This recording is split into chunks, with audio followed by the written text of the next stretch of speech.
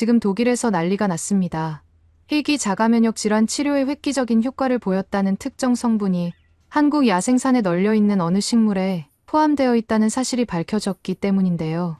해당 소식을 접한 독일의 초대형 제약회사는 세계 최고의 기술력과 자본력을 내세워 곧장 백지수표를 내밀며 한국에 이것을 자신들에게 넘기라고 요청했다고 합니다. 하지만 정작 한국 측에서는 그 백지수표를 단칼에 거절해버렸다고 하는데요. 사실 이러한 결정을 내린 교수의 증언에 의하면 한국 농업이 겪어온 뼈아픈 과거가 있었기에 결코 이 거래를 그냥 두고 볼 수 없었다고 합니다. 그렇다면 독일이 백지수표까지 내건 한국의 야생산에 널려있는 이것의 정체는 과연 무엇이고 왜 한국에서는 그 제안을 거절할 수밖에 없었던 건지 함께 알아보러 가실까요? 이야기를 시작하기 전에 구독과 좋아요는 눌러주셨나요? 늘 응원해주셔서 감사합니다. 안녕하세요. 저는 독일 대형 제약회사 베르겐 파마의 연구 책임자 요한 크라우제입니다. 불과 1년 전만 해도 제 인생은 완벽했어요. 베를린 교외의 고급 주택가에 위치한 집, 회사에서의 승승장구하는 커리어, 사랑하는 아내 안나와의 행복한 결혼 생활까지 모든 것이 순조롭게 흘러가고 있었습니다. 하지만 인생이란 예측할 수 없는 법이죠. 때로는 가장 행복한 순간에 가장 큰 시련이 찾아옵니다. 그날은 평범한 일요일 아침이었어요. 안나와 함께 정원에서 브런치를 즐기고 있었는데 갑자기 안나가 심한 두통을 호소하더니 이내 쓰러져 버렸습니다. 병원으로 급히 이송된 안나는 일주일간 검사를 받았고 결국 희귀 자가면역성 혈관염인 SIV라는 진단을 받게 됐어요. 의사는 이 질환이 매우 드물고 치료가 어렵다고 했습니다. 그 순간부터 우리의 삶은 완전히 달라졌어요. 희귀질환 전문 병원을 찾아다니고 천문학적인 치료비에 시달리며 효과가 미미한 치료법에 절망하는 나날들이 이어졌습니다. 독일의 의료 시스템은 분명 세계적으로 우수하지만 안나의 질환처럼 특수한 케이스에는 한계가 있었어요. 보험이 적용되지 않는 치료들, 긴 대기 시간, 그리고 매번 다른 의견을 내놓는 전문의들. 저는 연구자로서 모든 의학 저널을 뒤져가며 해결책을 찾았지만 뚜렷한 대안을 발견하지 못했습니다. 그런 절망 속에서 누구도 예상하지 못했던 곳, 바로 한국에서 우리의 새 삶이 시작될 거라고는 상상도 못했어요. 모든 것은 평범한 월요일 오전, 회사 임원진 회의에서 시작됐습니다. 저는 연구부서 책임자로서 새로운 제품 개발 회의에 참석하고 있었어요. 10명 남짓한 임원들이 둥근 테이블에 앉아 다음 분기 연구 방향을 논의하던 중이었죠. 회의실 공기가 무겁게 가라앉았을 때 CEO인 마르쿠스 하이델베르크가 평소와 다른 분위기로 한 장의 보고서를 테이블 위에 올려놓았습니다. 이건 한국의 정 교수라는 분이 연구 중인 야생콩에 관한 보고서입니다. 이 종자가 면역계 질환에 놀라운 효과를 보인다는군요. 우리의 면역 조절제 연구에 큰 도움이 될 수 있습니다. 임원들의 눈빛이 반짝였어요. CEO의 말이 이어졌습니다. 이 종자를 확보해 글로벌 특허화하면 엄청난 이윤이 될 겁니다. 요한, 당신은 이미 면역학 전문가이니 한국에 가서 정 교수와 협업을 타진해보세요. 그 순간 저는 개인적인 생각이 떠올랐습니다. 아내 안나가 SIV라는 희귀 자가면역 질환으로 고통받고 있었고 이 야생콩이 아내의 치료에 도움이 될지도 모른다는 희망이 생겼습니다. 하지만 저는 이를 회사에 알리지 않고 우선 회사의 임무를 수행하기로 했습니다. 회의실 테이블 주변을 둘러보니 모든 임원들이 기대에 찬 눈으로 저를 바라보고 있었어요. 저는 혼란스러웠습니다. 아내의 병이 회사의 이익을 위한 수단으로 언급되는 것이 불편했지만 동시에 안나를 위한 가능성이 생겼다는 희망도 느껴졌어요. 회의가 끝나고 CEO는 저를 개인 사무실로 불러 자세한 이야기를 나눴습니다. 회사가 제안한 거래는 단순했어요. 저와 아내를 한국으로 보내주고 안나의 치료비 일부를 지원해주는 대신 제가 한국의 정 교수를 설득해 야생콩 종자를 확보하는 거였죠. 베르겐 파마는 안나의 항공권과 초기 정착 비용, 그리고 3개월간의 치료비를 지원하고 제가 임무를 성공시키면 회사 내 부사장 자리까지 약속했습니다. 솔직히 그 순간엔 제안이 나쁘게 들리지 않았어요. 안나의 상태는 날이 갈수록 악화되고 있었고 독일에서의 치료비는 천문학적으로 불어나고 있었거든요. 매달 1만 유로 넘는 치료비에 우리의 저축은 바닥을 보이고 있었습니다. 그리고 무엇보다 치료 효과가 있을지도 모른다는 희망이 있었어요. 좋아요. 아내가 고통에서 벗어나길 바라고 회사 임무도 해내면 일석이조겠네요. 하지만 내 마음 한구석에서는 이런 거래가 과연 옳은 것인지 의문이 들었어요. 아내의 건강을 회사 이익과 연결시킨다는 것이 도덕적으로 맞는 건지, 정 교수에게 어떻게 접근해야 할지, 이런 복잡한 생각들이 머릿속을 맴돌았습니다. 결정은 빠르게 이루어졌어요. 다음 날 저는 병원에 있는 안나에게 한국행을 제안했습니다. 처음에 안나는 의아해했어요. 한국이라니, 아시아 의료를 신뢰할 수 있을까 하는 표정이었죠. 그래서 저는 밤새 찾아본 한국 의료 시스템에 관한 정보를 자세히 전해줬습니다. 한국의 대형 병원들이 미국 메이오, 클리닉이나 존스 홉킨스와 협력 관계라는 것, 의료 수준은 세계적인데 가격은 독일의 절반도 안 된다는 것, 그리고 가장 중요한 정 교수의 야생콩 추출물이 안나의 질환에 도움이 될 수 있다는 가능성까지. 제 설명을 들은 안나는 생각보다 쉽게 동의했어요. 독일보다 훨씬 저렴하고 대기 시간도 짧다니 우리 인생이 바뀔지도 몰라요. 안나의 눈에서 오랜만에 희망의 빛이 보였습니다. 창백하던 안나의 얼굴에 약간의 혈색이 돌아오는 것 같았어요. 그 모습을 보니 마음이 아팠습니다. 안나는 SIV 증상으로 몇 달째 심한 통증과 피로에 시달리고 있었고 그녀의 가늘어진 손목과 창백한 피부는 매일 제 가슴을 아프게 했거든요. 베르겐 파마는 놀라울 정도로 빠르게 모든 준비를 마쳤습니다. 한국 대학병원과의 연계, 임시 거주지 확보, 필요한 모든 서류 준비까지. 그때까지만 해도 저는 한국에 가면 모든 게 잘 풀릴 거라고 순진하게 믿었어요. 회사의 지원으로 안나의 건강이 호전되고 제 커리어도 상승할 수 있을 거라고 생각했죠. 하지만 현실은 제가 상상했던 것보다 훨씬 복잡했습니다. 출발 전날, 회사에서는 일종의 환송회가 열렸어요. 연구팀 동료들이 성공을 기원하며 작은 파티를 열어줬고 CEO는 다시 한번 저를 불러 미션의 중요성을 강조했습니다. 요한, 이 야생콩 종자는 우리 회사 미래에 중요합니다. 어떤 수단을 써서라도 확보해야 해요. 그의 눈빛은 평소와 달리 매서웠고 목소리에는 경고의 톤이 깔려 있었어요. 그제서야 저는 이 임무가 단순히 아내의 치료와 관련된 것만이 아니라 회사의 비즈니스 전략의 핵심적이라는 걸 실감했습니다. 마침내 출발일이 되었어요. 베를린에서 인천까지의 11시간 비행 동안 저는 한국에 대한 정보를 찾아보며 시간을 보냈습니다. 안나는 대부분 시간을 잠으로 보냈어요. SIV 증상 중 하나가 극심한 피로감이었거든요. 비행기 창밖으로 구름 위의 태양을 바라보며 저는 이 여정이 우리 인생의 전환점이 될 것이라는 예감이 들었습니다. 그때는 그 예감이 정확히 어떤 방향으로 현실이 될지 몰랐지만요.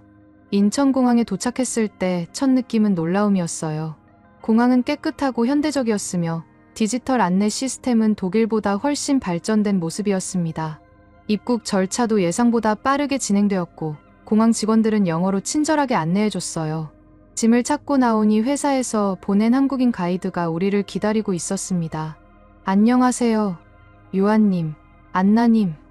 오늘부터 도와드리게 된 김민준입니다. 민준 씨는 완벽한 독일어를 구사했고 우리의 피곤한 상태를 배려해 즉시 숙소로 안내해 주었습니다. 공항철도를 타고 서울로 향하면서 안나는 창밖 풍경을 흥미롭게 바라봤어요.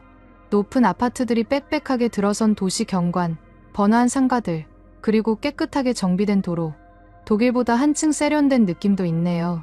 안나의 말에 저도 고개를 끄덕였지만 마음 한구석에서는 의문이 들었어요. 민준 씨는 철도에서 내려 택시로 갈아타는 동안에도 한국 생활에 대한 유용한 정보를 계속 제공해 주었어요. 한국은 대중교통이 정말 잘 되어 있어서 차가 없어도 불편함이 없을 거예요. 특히 지하철은 도시 전체를 촘촘하게 연결하고 있죠. 요금도 베를린보다 훨씬 저렴하고요. 우리는 곧 회사가 임시로 잡아준 오피스텔에 도착했습니다. 문을 열고 들어가자 적당히 깔끔한 17평 정도의 공간이 우리를 맞이했어요. 거실과 주방이 오픈된 구조였고 침실 2개와 욕실이 딸려 있었습니다. 아담하면서도 실용적인 구조였어요. 이 정도면 괜찮네요. 안나가 긍정적으로 말했지만 저는 의구심이 들었습니다. 이런 아파트가 한 달에 이 정도 임대료면 독일보단 싸지만 더 좋은 곳도 있지 않을까 하는 생각이 들었거든요. 특히 안나의 상태를 생각하면 더 넓고 쾌적한 환경이 필요할 것 같았어요.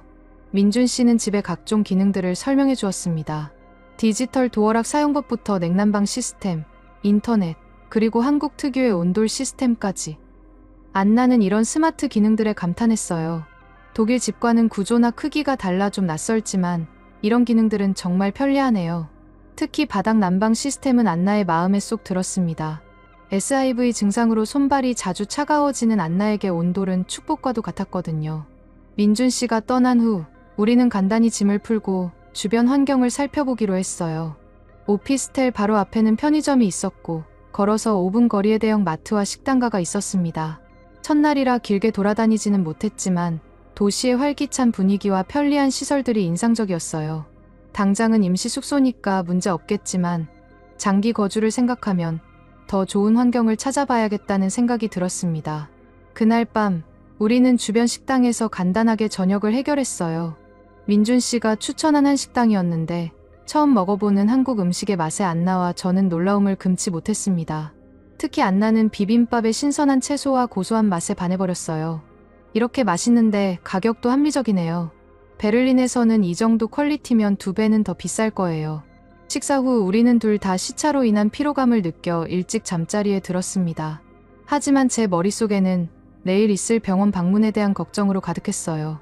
독일 의사들도 해결하지 못한 안나의 질환을 과연 한국 의사들이 이해할 수 있을까 하는 의문이 들었거든요. 그리고 정 교수를 만나 종자 확보에 성공할 수 있을지도 걱정됐습니다. 첫 인상으로는 한국이 예상보다 훨씬 현대적이고 편리했지만 아직 이곳에서의 진짜 도전은 시작되지도 않았다는 생각이 들었어요. 그날 밤 우리는 새로운 나라에서의 첫날을 맞이하며 불안과 기대가 뒤섞인 채 잠에 들었습니다. 다음 날 아침 우리는 민준 씨의 안내로 서울의 대형 대학병원을 찾았어요. 예약 시간보다 일찍 도착했는데도 접수부터 진료실 안내까지 놀라울 정도로 빠르게 진행됐습니다. 병원 내부는 마치 고급 호텔 로비처럼 깨끗하고 현대적이었어요. 기다리는 환자들을 위한 편안한 좌석, 디지털 안내 시스템, 그리고 다양한 언어로 소통 가능한 국제 진료 센터까지 갖추고 있었습니다. 독일에서는 상상도 할 수 없는 시스템이었어요. 더 놀라운 건 안나가 받아야 할 정밀 검사들이 모두 며칠 내로 예약됐다는 사실이었습니다. MRI, 혈액검사, 특수 면역 검사 등 독일에서는 몇 주씩 기다려야 했던 검사들이 한국에서는 거의 즉시 가능했어요. 독일에서는 이런 검사들 예약하려면 몇 주는 기본이잖아요. 안나가 저에게 속삭였어요. 저도 그 효율성에 감탄하지 않을 수 없었습니다. 담당 의사는 50대 초반으로 보이는 류 교수님이었어요. 영어를 유창하게 구사했고 안나의 병력과 증상을 자세히 들은 후 진지한 표정으로 말했습니다. SIV 완치가 어려운 질환이지만 한국의 의료 시스템은 비용 효율성과 빠른 검사 속도에서 장점이 있습니다.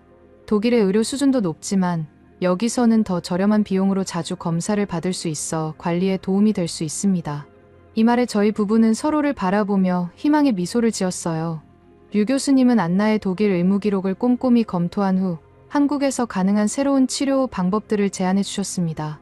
특히 면역 억제제의 새로운 조합과 한약 성분을 결합한 보조 치료가 한국에서 좋은 결과를 보이고 있다고 설명해 주셨어요.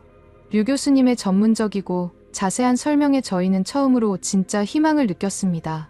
병원 내부는 깔끔했고 간호사들은 친절했어요. 심지어 일부 간호사들은 독일어 몇 마디를 건네기도 했습니다. 안녕하세요. 어떻게 지내세요? 이런 작은 배려에도 안나는 감동했어요. 병원 시설과 의료진의 영어 소통 능력에 감탄했고 저는 간호사 인력이 넉넉한 점에 놀랐습니다. 독일에서는 항상 간호사 부족으로 환자들이 오래 기다려야 했거든요. 병원을 나오면서 안나의 표정이 밝아진 것을 보니 마음이 놓였어요. 독일에서보다 훨씬 상세하게 설명해 주시네요. 여기 의사들은 정말 환자를 중요하게 생각하는 것 같아요. 안나의 말처럼 류 교수님은 40분 넘게 안나의 상태를 검토하고 질문에 답해 주셨습니다. 독일에서는 의사 면담이 보통 10분을 넘기지 않았거든요. 그날 저녁 민준 씨의 도움으로 저는 정 교수님과의 면담을 다음 날로 예약할 수 있었어요. 민준 씨에 따르면 정 교수님은 평소 외국인들과의 만남을 꺼리시지만 베르겐 파마의 이름과 환자의 심각한 상태를 언급하자 예외적으로 만남을 허락하셨다고 합니다. 저는 그날 밤 정 교수님을 설득할 전략을 세우느라 거의 잠을 이루지 못했어요. 안나의 건강과 제 커리어가 이 만남에 달려있다고 생각하니 부담감이 컸습니다. 다음 날 저는 민준 씨와 함께 전남대학교 연구실을 찾아 정 교수님과 첫 면담을 가졌어요. 연구실 문을 두드리는 순간부터 긴장감이 밀려왔습니다. 문이 열리고 60대로 보이는 정 교수님이 저를 맞이했어요. 첫인상은 따뜻하고 친절했지만 제가 제 소개와 방문 목적을 밝히자마자 정 교수님의 표정이 굳어졌습니다. 아내가 SIV로 고통받고 있어서 치료를 위해 콩종자나 추출물을 받아야 합니다. 우리 회사가 전폭적으로 지원할 용의가 있습니다. 저는 최대한 진지하게 제안했어요. 베르겐 파마의 연구 지원금, 공동 특허 출원, 그리고 국제적인 학술 교류 등 회사에서 준비한 제안을 모두 꺼내놓았습니다. 그러자 정 교수님의 눈빛이 날카로워졌어요. 청양고추 때도 해외 자본이 함께 개발하자고 해놓고 결과적으로 로열티는 한국이 외국에 내게 됐습니다. 정 교수님의 목소리에서 분노가 느껴졌어요. 그게 무슨 뜻인가요? 제가 묻자 정 교수님은 한숨을 내쉬었습니다. 한국의 청양고추를 아십니까? 한국인들이 매운 음식을 즐길 때 빠지지 않는 고추죠. 깔끔하고 확실한 매운맛으로 한국인이 가장 사랑하는 매운맛인데 IMF 위기 때 종자회사가 외국 기업에 매각되었고 결국 그 소유권이 몬산토를 거쳐 독일 바이엘로 넘어갔어요. 이제 한국 농민들은 자기 땅에서 자기 고추를 심는데 독일 기업에 돈을 내고 있습니다.